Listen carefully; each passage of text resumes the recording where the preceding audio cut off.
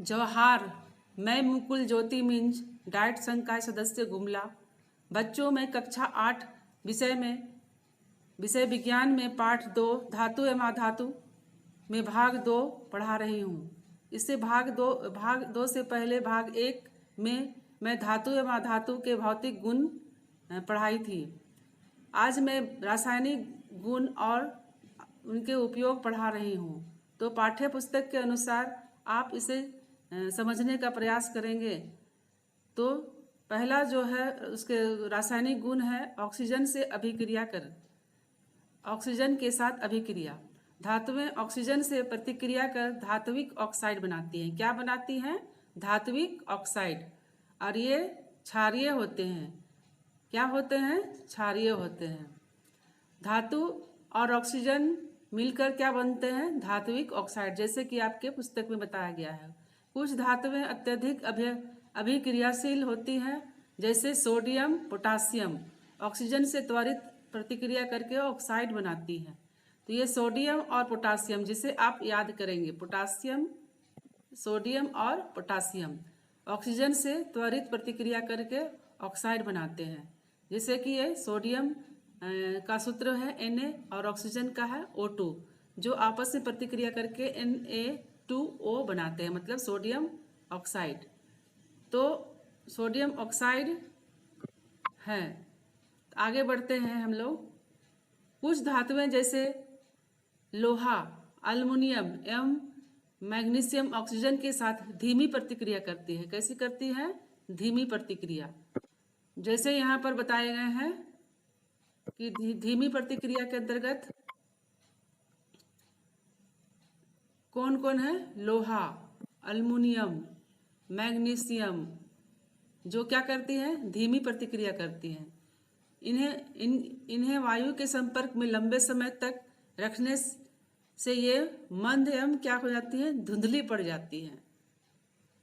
जैसे यहाँ आपके चित्र में, आपके पाठ्य पुस्तक में दिया गया है कि लोहा, जिसका रासायनिक सूत्र है, संकेत है Fe, ऑक्सीजन का है O2, और दोनों जब ऑक्सीजन से अभिक्रिया करके क्या बनाते हैं?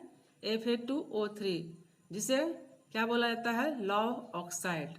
तो अब हम जान गए हैं कि कुछ धातुएं जैसे लोहा, अल्युमिनियम और मैग्नीशियम ये धीमी प्रतिक्रिया करते हैं। किससे? ऑक्सीजन से। और तेजी से प्रतिक्रिया करने वाले कौन कौन होते हैं? सोडियम और पोटासियम। तो इसमें हम लोग क्रियाकलाप जानेंगे। क्रियाकलाप 3, जिसमें मैग्नीशियम फीता, चिमटा, मोमबत्ती, माचिस लेना है। मैग्नीशियम फीता आपने देखा होगा। कहाँ देखा होगा? पेट्रोमैक्स में पहले मैग्नीशियम का फीता, पेट्रोमैक्स बत्ती जो जलता था पहले, वो आप लोग देखेंगे नहीं देखे होंगे, लेकिन आपके माता पिता जानते होंगे कि पेट्रोमैक्स एक होता था, या गैस बत्ती का एक गैस बत्ती जिसको बोला जाता है, उसका उसमें एक मेंटल होता था जिसमें सफ़ेद वाला एक फीता होता था, जिसको मैग्नीशियम फीता भी कहा जाता था। और ये बना होता था मैग्नीशियम से, जिसको मैग्नीशियम फीता कहा जाता है। चिमटा, मोमबत्ती, माचिस लेना है। अब क्या करना है? एक मैग्नीशियम का फीता लेना है, इसे चिमटा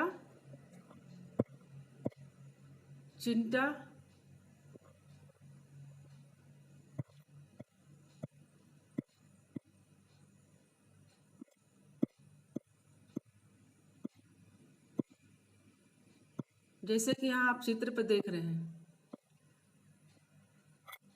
चिमटा से पकड़ना है और मोमबत्ती की लौ में जलाना है, और उसके बाद उसको हमको देखना है क्या क्या करना है। इससे पहले हम लोगों ने जाना मैग्नीशियम फीता लेना है जो सफ़ेद रंग का होता है, चिमटा लेना है, मोमबत्ती लेना है और माचिस लेना है, और उसको क्या करना है? उस फीते को जलाना है, जैसे कि आप चित्र में देख रहे हैं। और जब ये जलकर राख हो जाता है तो सफ़ेद राख बनता है, और ये मैग्नीशियम जो है सफ़ेद रंग का होता है, और ऑक्सीजन से प्रतिक्रिया करके मैग्नीशियम ऑक्साइड बनाता है। क्या बनाता है? Magnesium oxide. अब परख नली, लाल लिटमस पत्र एवं नीला लिटमस पत्र लेना है परख नली में। लाल लिटमस पत्र और नीला लिटमस पत्र, ये दोनों पत्र क्या है, जांच करने के लिए इसका प्रयोग किया जाता है। क्या चीज को, अमल और क्षार को। थोड़ी सफेद राख को एक परख नली में लेना है, इसमें थोड़ा पानी मिलाकर अच्छी तरह से हिलाना है। इस घोल को लाल और नीले लिटमस पत्र में जांचना है। तो जांचने पर अवलोकन के क्या परिणाम मिलते हैं। लाल लिटमस पत्र क्या हो जाता है, नीला रंग का हो जाता है। लाल लिटमस पत्र नीला रंग का हो जाता है, जबकि नीला लिटमस पत्र जो इसका कोई प्रभाव नहीं पड़ता है। तो इसका क्या गुण है, ये किसमें होता है, ये क्षारीय गुण को दर्शाता है। किसको दर्शाता है, क्षारीय गुण। फिर से बताया जा रहा है कि जब सफ़ेद पाउडर पर लिटमस पत्र का प्रयोग किया गया उसको घोल बनाकर, तो उसमें जब लिटमस पत्र को डाला गया तो लाल लिटमस पत्र क्या हो गया, नीला हो गया, लेकिन नीला का उस घोल पर कोई प्रभाव नहीं पड़ा। तो यह किसका गुण होता है, क्षारीय का गुण। कुछ धातुएं जैसे तांबा ऑक्सीजन के साथ तभी प्रतिक्रिया करता है जब उसे बहुत अधिक गर्म किया जाता है। चांदी और सोना ऑक्सीजन के साथ आसानी से प्रतिक्रिया नहीं करते हैं। इसे आप अच्छी तरह से समझ जाइए। चांदी और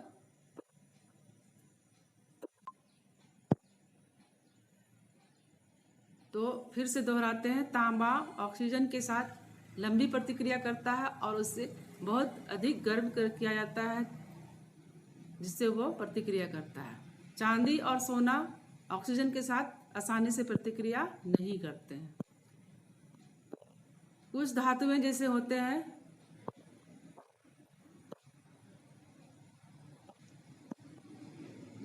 लोहा, तांबा, जस्ता, कुछ ऐसे धातु हैं जो बहुत लंबे समय तक आर्द्र वायु के संपर्क में रहे तो उसमें जंग लग जाता है। कौन कौन, लोहा, तांबा, जस्ता। जिसमें लोहा में तो जंग लगता ही है, तांबा में भी लगता है और जस्ता में भी लगता है।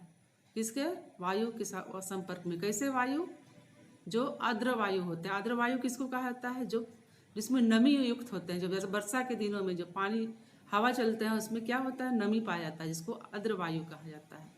उसके संपर्क में जब ये तांबा, लोहा और जस्ता आते हैं तो क्या होते हैं, जंग लग जाते हैं। उस धातु के ऑक्साइड में परिवर्तित हो जाता है। किस में परिवर्तित हो जाता है, धातु के ऑक्साइड में। अब पहला तो हो गया ऑक्सीजन से प्रतिक्रिया करके, जिसमें हम लोग जान गए कि तांबा, लोहा और जस्ता धातु के ऑक्साइड बनाते हैं और जिसमें जंग लगता है। उसी तरह सोडियम, पोटासियम, ये बहुत जल्दी प्रतिक्रिया करते हैं, इससे, हवा से। और उसी तरह मैग्नीशियम का फीता जो जलाने पर, इसका प्रयोग करने पर हम लोग उसके जो घोल में लिटमस पत्र का प्रयोग करने पर लाल लिटमस पत्र क्या हो जाता है, नीला, जो क्षार के गुण को दर्शाता है। फिर पानी से अभिक्रिया। धातुएं पानी से के साथ प्रतिक्रिया करके या तो ऑक्साइड बनाती है या हाइड्रोक्साइड एवं हाइड्रोजन गैस मुक्त करती है। तो इसको ध्यान से सुनिए, ये पानी से प्रतिक्रिया करके क्या बनाती है, हाइड्रोक्साइड एवं हाइड्रोजन गैस मुक्त करती है। कौन सी गैस मुक्त करती है, हाइड्रोजन गैस। यहाँ आपकी किताब में दिया हुआ है, धातु और पानी को जब प्रतिक्रिया कराया जाता है तो धात्विक ऑक्साइड या धात्विक हाइड्रोक्साइड और हाइड्रोजन गैस निकलता है। कुछ अत्यधिक प्रतिक्रियाशील धातुएं जैसे सोडियम एवं पोटासियम ठंडे पानी के साथ भी तेजी से प्रतिक्रिया करते हैं। उनको गर्म पानी की आवश्यकता नहीं होती, वो ठंडे पानी के साथ भी प्रतिक्रिया करते हैं। ध्यान से आप सुन लीजिएगा, सोडियम और पोटासियम काफ़ी क्रियाशील होते हैं, ये वायु से भी और पानी से भी। क्योंकि सोडियम और पोटासियम ऑक्सीजन के साथ तथा पानी दोनों के साथ तेजी से प्रतिक्रिया या अभिक्रिया करता है, इसलिए इन्हें किस में रखा जाता है, केरोसिन तेल में डुबो कर रखा जाता है। इन्हें याद करिएगा आप लोग कि इन्हें किस में रखा जाता है, केरोसिन ऑयल में। आगे बढ़ते हैं, अम्ल के साथ प्रक्रिया। तक पानी जान गए, हवा ऑक्सीजन के साथ जान गए, अब हम जानते हैं अम्ल के साथ अभिक्रिया। धातुएं तनु अम्ल जैसे हाइड्रोक्लोरिक अम्ल के साथ अभिक्रिया कर लवण बनाती है एवं हाइड्रोजन गैस मुक्त करती है। तनु अम्ल किसको कहा जाता है, अम्ल जो खट्टा होता है स्वाद से, जो आपने 7वें क्लास में पढ़ा होगा, अम्ल। और ये अम्ल में जब पानी मिलाया जाता है तो इसको तनु अम्ल कहा जाता है, डाइल्यूट हो जाता है। और इसमें एक प्रकार है हाइड्रोक्लोरिक अम्ल, जो किससे प्रतिक्रिया करती है? धातुओं से प्रतिक्रिया करती हैं। तो क्या बनाती है? लवण। और ये लवण क्या है? इसको सॉल्ट बोलते हैं, जिसमें क्षार और अम्ल दोनों का मिश्रण होता है। एवं ये अम्लों से प्रतिक्रिया करके क्या बनाते हैं? हाइड्रोजन गैस भी मुक्त करते हैं। तो इस तरह धातु प्लस तनु अम्ल से क्या बनता है? धातु लवण, धात्विक लवण और हाइड्रोजन गैस। परंतु ये अभिक्रिया सभी धातुओं के साथ एक जैसी नहीं होती है। कुछ धातुएं जैसे सोडियम एवं मैग्नीशियम तनु अम्ल के साथ तेजी से अभिक्रिया करती हैं। सोडियम हाइड्रोक्लोरिक अम्ल के साथ प्रतिक्रिया करके क्या बनाता है? सोडियम क्लोराइड और हाइड्रोजन गैस। तो मतलब सोडियम क्लोराइड क्या हुआ? एक तरह का लवण, ये एक लवण है। उसी तरह मैग्नीशियम और हाइड्रोक्लोरिक अम्ल प्रतिक्रिया करके क्या बनाते हैं? मैग्नीशियम क्लोराइड और हाइड्रोजन गैस मुक्त करते हैं। तो आपने अभी तक अच्छी तरह से समझ गया कि अम्लों से प्रतिक्रिया करके क्या बनाते हैं? ये क्या बनाते हैं? धातुओं के लवण और साथ में क्या बनाते हैं? हाइड्रोजन गैस मुक्त करते हैं। आगे बढ़ते हैं हम लोग। कुछ धातुएं जैसे जस्ता, लोहा अम्ल के साथ मध्यम गति से अभिक्रिया करती है। कौन कौन? जस्ता, लोहा अम्ल के साथ मध्यम गति से अभिक्रिया करती है। जबकि कुछ धातुएं जैसे टीन, लेड के साथ मंद गति से अभिक्रिया करती है। कुछ धातुएं जैसे चांदी, सोना, तांबा आदि तनु अम्ल के साथ अभिक्रिया नहीं करती हैं। कौन कौन नहीं करती है? चांदी, सोना, तांबा ये तनु अम्ल के साथ अभिक्रिया नहीं करती है। तनु हाइड्रोक्लोरिक अम्ल जस्ता का टुकड़ा एवं माचिस इत्यादि के लिए एक प्रयोग करते हैं। इसको लेके क्या क्या लेते हैं? तनु हाइड्रोक्लोरिक अम्ल, जस्ता का टुकड़ा एवं माचिस। तो इसके प्रयोग, यह क्रिया शिक्षक के द्वारा किया जाता है। आप अपने विद्यालय में अपने साइंस के शिक्षक से ये प्रयोग करके मतलब उनके द्वारा प्रयोग के द्वारा आप देखेंगे किस तरह से ये किया होता है। इसमें 5 मिलीलीटर तनु हाइड्रोक्लोरिक अम्ल एक परख नली में लेना है। परख नली एक कांच का ट्यूब होता है, जिसे आप अपने साइंस शिक्षक जो पूरी साइंस पढ़ाते हैं उनके द्वारा पूछिएगा। इसमें धीरे धीरे जस्ता के छोटे कणिकाओं को डालते जाना है। जस्ता के छोटे छोटे, जस्ता क्या है? धातु है। और उसके बाद उसको अवलोकन करना है। क्या करना है? फिर से सुन लीजिए। 5 मिलीलीटर तनु हाइड्रोक्लोरिक अम्ल लेना है। किसमें? परख नली में। और उसमें धीरे धीरे जस्ता को छोटे छोटे कणिक के रूप में डालना है। उसके देखना है। अवलोकन करने पर आप पाएंगे कि आप बुलबुला उठते हुए देखिएगा, मतलब थोड़ा थोड़ा बुलबुला होगा। एक जलती हुई माचिस की तिल्ली, मतलब एक माचिस तिल्ली को जलाना है और परख नली के मुंह के निकट लाने पर यह पॉप की आवाज के साथ नीले रंग के लाव के साथ जलने लगता है। कैसे रंग से? नीले रंग से। यह दर्शाता है कि मुक्त हुई हाइड्रोजन गैस है। मतलब जो बुलबुला निकल रहा है वो क्या है? हाइड्रोजन गैस है, और वो नीले रंग के लाव में होता है। तो यहाँ इसका रासायनिक, जस्ता का रासायनिक नाम है, सूत्र है या संकेत है जिंक, और हाइड्रोक्लोरिक का होता है HCl। दोनों को आपस में प्रतिक्रिया कराने पर जिंक क्लोराइड बनता है। यह जिंक क्लोराइड क्या होता है? लवण, Zn मतलब जिंक Cl2, जिंक क्लोराइड और हाइड्रोजन गैस। अब आते हैं क्षार के साथ प्रतिक्रिया। अधिकांश धातु क्षार के साथ अभिक्रिया नहीं करते हैं। अधिकांश जो धातु होते हैं वो जो धातु क्षार के साथ अभिक्रिया नहीं करते हैं, परंतु लेड, अल्मुनियम और जस्ते जैसे धातु जो क्षार से अभिक्रिया के फलस्वरूप लवण का निर्माण करते हैं और हाइड्रोजन गैस मुक्त होता है। अधिकांश धातु क्षार के साथ अभिक्रिया करते हैं, परंतु नहीं करते, परंतु लेड, एल्युमिनियम जैसे ऐसे धातु हैं जो क्षार से अभिक्रिया के फलस्वरूप लवण का निर्माण करते हैं और हाइड्रोजन गैस मुक्त करते हैं। जैसे यहाँ सोडियम हाइड्रोक्साइड जिंक से प्रतिक्रिया करके क्या बनाते हैं, सोडियम जिंक ऑक्साइड और हाइड्रोजन गैस। जैसे कि यहाँ रासायनिक सूत्र दिया है, समीकरण दिया हुआ है, सोडियम हाइड्रोक्साइड प्लस जिंक, जिसको हिंदी में जस्ता बोला जाता है, और जिससे हमें प्राप्त हुआ है sodium Na2ZnO2 plus H2। H2 क्या है, हाइड्रोजन गैस है। तो ये हुआ हमारा रासायनिक गुण किसका, धातुओं का। अब आगे बढ़ते हैं अधातुओं के रासायनिक गुण। अधातुओं के रासायनिक गुण में क्या क्या हम लोग जानते हैं। पहला, ऑक्सीजन के साथ, जैसे धातुओं के साथ हुआ उसी तरह अधातुओं के साथ ऑक्सीजन का रासायनिक गुण।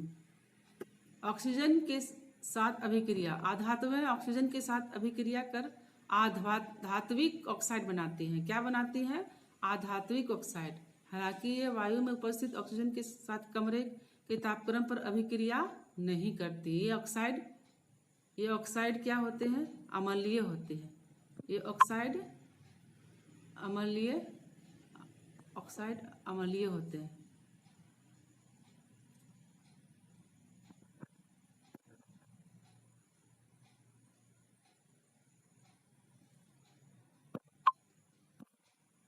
अपवाद, सफेद फास्फोरस वायु के साथ कमरे के तापक्रम पर तेजी से प्रतिक्रिया करके ऑक्साइड बनाते हैं। कौन, सफेद फास्फोरस।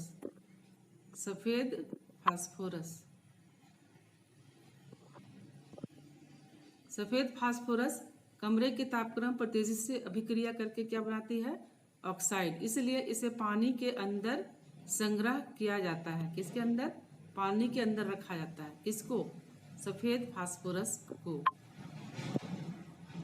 तो यहाँ फास्फोरस का रासायनिक संकेत है P2 प्लस ऑक्सीजन से प्रतिक्रिया करके ये SO2 बनाता है, और इसको फास्फोरस पेंटा ऑक्साइड कहा जाता है। मतलब फास्फोरस पेंटा ऑक्साइड कहा जाता है।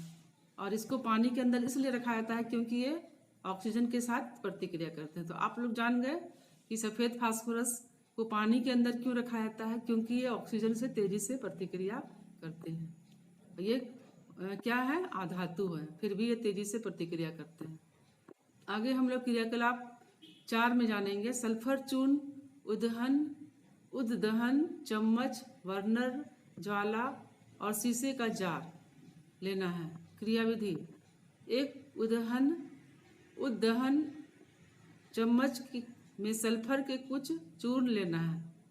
किसका लेना है, सल्फर का। और एक बर्नर में से गर्म करना है, और जैसे ही सल्फर जलना शुरू करे चम्मच को शीशे के जार के भीतर ले जाना है और जार को ढक्कन से ढक देना है। फिर से सुनिए, एक उद्दहन चम्मच में सल्फर के कुछ चूर्ण लेना है, एक चम्मच में सल्फर के चूर्ण लेना है, और एक बर्नर में इसे गर्म करना है। बर्नर मतलब जिसमें जलता हुआ कुछ है, उसमें गर्म करना है। जैसे ही सल्फर जलना शुरू करेगा चम्मच को क्या करना है, शीशे के जार में भीतर ले आना है। जैसे जलना शुरू करेगा तो जार के ढक्कन को फिर ढाँक देना है। जैसे जलेगा उसको जार के ढक्कन को ढाँक देना है। तो हम क्या पाते हैं, जैसे कि यहाँ चित्र दिया हुआ है, आप देख रहे हैं, चम्मच है और जार है, और जलाने के बाद इसको, जब जलने के बाद उसको जार के अंदर डाला गया है। तो सल्फर का ऑक्सीजन से प्रतिक्रिया, इसमें सावधानी भी है, इसके धुएं से स्वयं को बचा कर रखना है, क्योंकि ये काफ़ी विषैले होते हैं। अब ये सल्फर ऑक्सीजन से प्रतिक्रिया करके क्या बनाएगा, सल्फर डाइऑक्साइड, जो काफ़ी जहरीला होता है। इसके पश्चात जार में कुछ पानी डालकर इसे हिलाना है। सल्फर डाइऑक्साइड पानी में घुलकर क्या बनता है, सल्फ्यूरस अम्ल। क्या बनता है, सल्फ्यूरस अम्ल बनाता है। और सल्फर डाइऑक्साइड और जल क्या बनाता है? सल्फ्यूरस अम्ल बनाता है, जिसको सूत्र है H2SO क्या है? SO4।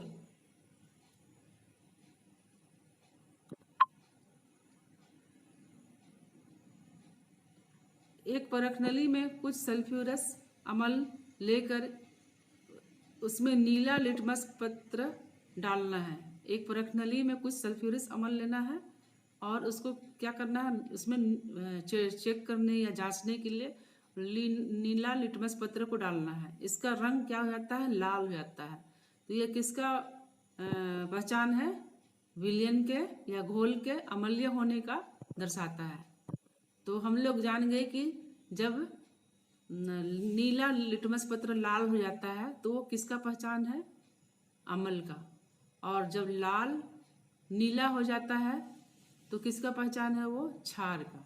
तो आप लोग समझ गए। जल के साथ अभिक्रिया। जल, अधिकांश आधातुएं जल से प्रतिक्रिया नहीं करते हैं। अधिकांश आधातुएं जल के साथ प्रतिक्रिया नहीं करते हैं। ऑक्सीजन जल में घुल जाता है। पौधे और जंतु श्वसन में इसका उपयोग करते हैं। पौधे और जंतु क्या करते हैं? इसका उपयोग करते हैं। क्लोरीन जल में घुलकर अम्लीय घोल बनाता है। क्लोरीन जल में घुलकर अम्लीय घोल बनाता है। क्लोरीन जल में घुलकर अम्लीय घोल बनाता है। इसे गर्म करने पर यह हाइड्रोक्लोरिक अम्ल एवं ऑक्सीजन बनाता है। इसको गर्म करने पर क्या बनता है? हाइड्रोक्लोरिक अम्ल और ऑक्सीजन बनाता है। इसको गर्म करने पर किसको? क्लोरीन जल में घुल करके क्या बनाता है? अम्लीय घोल। अब आते हैं अम्ल एवं क्षार के साथ प्रतिक्रिया करते हैं। कौन? आधातुएं। सामान्यतः आधातुएं अम्ल एवं क्षार के साथ कमरे के तापक्रम पर अभिक्रिया नहीं करते हैं। कमरे के तापक्रम पर क्या करते हैं? अभिक्रिया नहीं करते हैं। कौन? आधातुएं अम्ल और क्षार के साथ कमरे के तापक्रम पर प्रतिक्रिया नहीं करते हैं। तब हम लोग गुण आगे जानते हैं। ऑक्सीजन से अभिक्रिया करके धातुएं क्या बनाते हैं? धात्विक ऑक्साइड। और अधात्विक ऑक्साइड किससे प्रतिक्रिया करके बनता है? ऑक्सीजन से। ऑक्साइड की प्रकृति। ऑक्साइड क्या होते हैं? धातुओं में क्षारीय होते हैं, जबकि अधातुओं में अम्लीय होते हैं। जल से प्रतिक्रिया करके धात्विक ऑक्साइड या हाइड्रोक्साइड बनाते हैं। हाइड्रोजन गैस मुक्त करते हैं, जबकि इसमें जल से अभिक्रिया नहीं करते हैं। ये किसी तरह का अभिक्रिया नहीं करते हैं। लेकिन ऑक्सीजन और क्लोरीन जल में क्या हो जाते हैं? घुल जाते हैं। अपवाद में ऑक्सीजन और क्लोरीन जल में घुल जाते हैं। इसे आप याद करेंगे, क्योंकि ऑक्सीजन और क्लोरीन क्या है? दोनों अधातु होते हैं, जबकि धातुएं क्या है? क्या करते हैं? धात्विक ऑक्साइड बनाते हैं और या हाइड्रोक्साइड बनाते हैं। और साथ में कौन से गैस निकालते हैं या मुक्त करते हैं? Hydrogen gas. आगे बढ़ते हैं। क्षार से प्रतिक्रिया करके धातुएं क्या बनाते हैं? लवण एवं हाइड्रोजन गैस मुक्त करते हैं।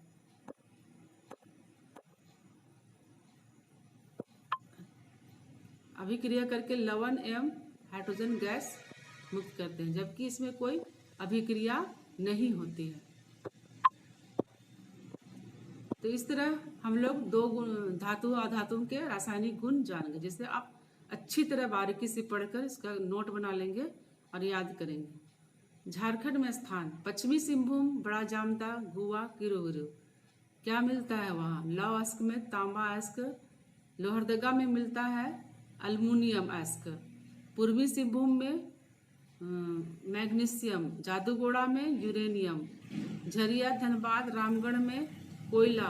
और कोडरमा में क्या मिलता है? अबरक। तो ये आप अच्छी तरह से समझ गए और इसे आप याद कर लेंगे।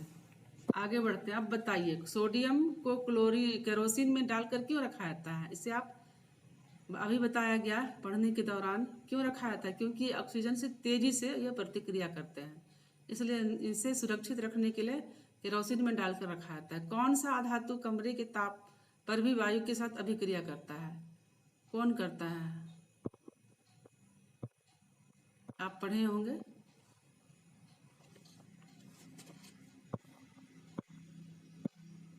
धातु एवं अधातु के उपयोग। धातु के उपयोग विद्युत तार का निर्माण, जैसे तांबा एवं अल्युमिनियम।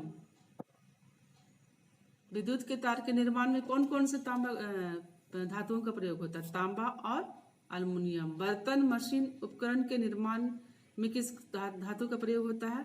तांबा, लोहा, अल्युमिनियम। मकान एवं पुल निर्माण में लोहा का। गहने बनाने में सोना चांदी का। आतिशबाजी में मैग्नीशियम का। खाद्य पदार्थ को ढकने के लिए पानी के रूप में पन्नी के रूप में अल्युमिनियम का। विद्युत फ्यूज तार एवं खाना पकाने वाले बर्तन में जैसे टीना या टीन। थर्मामीटर में पारा। अंतरिक्ष शोध के लिए सोडियम, टाइटेनियम। और एक्सरे हेतु लेड। अधातु का प्रयोग ऑक्सीजन दहन एवं सजीवों के श्वसन के लिए आवश्यक है। विटामिन तथा प्रोटीन, वसा, कार्बोहाइड्रेट में कार्बन के रूप में उपस्थित हैं। कार्बन के अपरूप जैसे हीरा, ग्रेफाइट, कोयले इत्यादि के रूप में होता है। हाइड्रोजन का ईंधन के रूप में उपयोग होता है। हाइड्रोजन का वनस्पति घी के उत्पादन में उपयोग होता है। आयोडीन रोगाणुरोधक के रूप में उपयोग होता है। आयोडीन का आयोडाइज नमक के रूप में उपयोग होता है। नाइट्रोजन का भोजन संरक्षण के रूप में उपयोग होता है। नाइट्रोजन का पौधा के द्वारा प्रोटीन बनाने में उपयोग होता है। द्रवित नाइट्रोजन का रक्त एवं दान किए गए शरीर के अंगों को संरक्षित के उपयोग किया जाता है, मतलब इसको फ्रीज करके रखा जाता है। किसमें? नाइट्रोजन को द्रवित नाइट्रोजन में रखा जाता है, किसी भी अंग को सुरक्षित रखना है तो। क्लोरीन का उपयोग जल शुद्धिकरण में होता है। क्लोरीन का उपयोग कागज एवं वस्त्र उद्योग के विरंजक के रूप में किया जाता है। क्लोरीन का उपयोग कीटनाशक जैसे गैमेक्सिन विरंजक चूर्ण के रूप में होता है। गैमेक्सिन आप लोग जानते ही हैं, जो पदार्थ मिलता है जिसका उपयोग चींटी मारने और कीटनाशक के रूप में किया जाता है। अक्रिय गैस जैसे हीलियम का उपयोग बैलून के भरने के लिए किया जाता है। आप लोग देखा होगा बड़े बड़े बैलून जो गुब्बारे जिसमें क्या भरा जाता है? अक्रिय गैस क्या होता है? हीलियम। नियोन का उपयोग विद्युत ट्यूबलाइट में भरने के लिए एवं चमक के लिए किया जाता है। जो भी हम लोग देखते हैं चमकता हुआ बल्ब विद्युत ट्यूबलाइट होता है। जैसे मरकरी पहले आता था, अभी तो एलईडी बल्ब आ गया है, एलईडी बल्ब। इस सब में नियोन का प्रयोग होता है। आर्गन का उपयोग विद्युत बल्ब में होता है। तो ये सब जो धातु हैं अधातु हैं जिनका उपयोग होता है, और धातुओं का उपयोग भी इसमें बताया गया। इस तरह हमने सीखा कि धातुएं कठोर, चमकीली, तन्य, ऊष्मा एवं विद्युत की सुचालक होती है। जिसे आप फिर से रिपीट करके लाइन याद कर लेंगे। धातुओं के गलनांक एवं क्वाथनांक, मतलब इसके जो पॉइंट होते हैं वो काफ़ी ऊंचे होते हैं। धातुएं वायु की उपस्थिति में जलकर धात्विक ऑक्साइड बनाते हैं, जो क्या होते हैं? क्षारीय होते हैं। धातुएं जल से प्रतिक्रिया करके धात्विक ऑक्साइड और हाइड्रोजन गैस बनाते हैं, किंतु अधातुएं सामान्यतः जल से प्रतिक्रिया नहीं करते हैं। धातुएं अम्ल के साथ प्रतिक्रिया करके धात्विक लवण और हाइड्रोजन गैस बनाते हैं। अधातुएं सामान्य तापक्रम में अम्लों के साथ प्रतिक्रिया नहीं करते हैं। धातुएं क्षारों के साथ प्रतिक्रिया करके हाइड्रोजन गैस मुक्त करते हैं। अधातुएं क्षारों के साथ सामान्य स्थिति में प्रतिक्रिया नहीं करते हैं। धातुएं और धातुओं का हमारे जीवन में बहुत उपयोग है। इस तरह अभ्यास दिया हुआ है जिसे आप पढ़ेंगे, स्वाध्याय के दौरान बनाएंगे। जैसे सभी सही विकल्प चुनें, इसमें कौन सा हो सकता है? तो इसमें सोडियम होगा। मुलायम धातु में सोडियम आता है। उच्च आघातवर्धीय धातु जिसका उपयोग खाद्य पदार्थ को पैक करने के लिए किया जाता है, कौन है? अल्युमिनियम। एक अधातु जिसमें चमक होती है, कौन होगा? आयोडीन। ग्रेफाइट का उपयोग क्या बनाने के लिए किया जाता है? पेंसिल के लीड बनाने में किया जाता है। क्लोरीन एक अधातु है जिसका उपयोग जल को शुद्ध करने के लिए किया जाता है, जल को। और पहचाने और करके लिखना है। एक धातु जो द्रव के रूप में होता है कौन है? द्रव के रूप में कौन होता है? पारा। और एक अधातु जो कठोर होता है वो हीरा। इस तरह से बिजली के तार बनाने हेतु तांबे का सबसे उपयुक्त क्यों माना जाता है? क्योंकि ये विद्युत का सुचालक होता है। धातु एवं अधातु के तीन उपयोग ये आपको बताया गया, अपने से बना लीजिएगा। कारण बताया, एल्युमिनियम की पन्नी का उपयोग खाद्य पदार्थ सामग्री को लपेटने में किया जाता है क्योंकि ये क्रियाशील नहीं होता, किसी से प्रतिक्रिया नहीं करता है। सोडियम और पोटासियम को मिट्टी के तेल में रखा जाता है, पहले भी बताया गया। ये बहुत तेजी से हवा के साथ या ऑक्सीजन के साथ प्रतिक्रिया करते हैं। क्या होता है जब हाइड्रोक्लोरिक अम्ल में जिंक जस्ता डाला जाता है, क्या होता है? बुलबुला निकलता है। क्या बुलबुला क्या होता है? ये हाइड्रोजन गैस होता है। क्या आप नींबू के अचार को एल्युमिनियम पात्रों में रख सकते हैं? नहीं तो क्यों? क्योंकि यह तेजी से प्रतिक्रिया करता है अम्ल के साथ। तो आगे दिया हुआ प्रोजेक्ट जिसको आप बनाएंगे, आपके क्लास टीचर आपसे बनाने को कहेंगे। इस तरह यह पाठ खत्म हुआ। आप आशा है कि आप समझ गए होंगे। अगले वीडियो में मैं अगले पाठ लेकर उपस्थित होंगी। धन्यवाद।